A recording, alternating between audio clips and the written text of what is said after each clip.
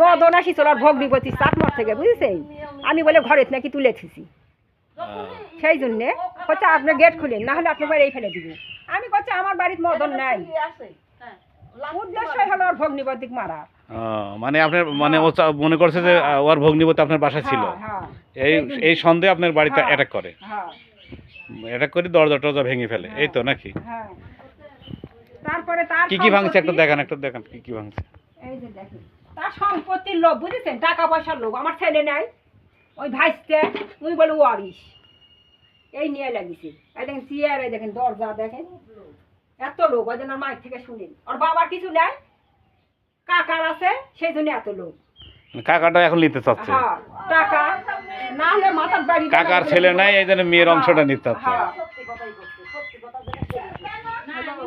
যে আপনার এটা পারিবারিক বিষয়, তাই না?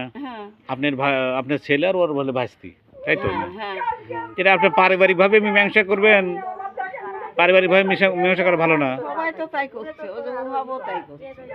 পারিবারিক কি করবি না করবি বাবা, আমার অত ইয়া নাই। আমার আসল কথা কও, ডাক্তারের কাছে পাবনা আর তাই ধরি বাঁধি পাবনা নিয়ে মানসিক সমস্যা এর আগেও হয়েছিল, সেই জয়পুরহাট নিয়ে যায়, সারাই নিয়ে এসে কয় মাস ভালো থাকলো, থাকা পরে যে ভোটের ইয়াত খাওয়া ধোয়া কিছু নাই, ঘুম নাই, কিছু নাই।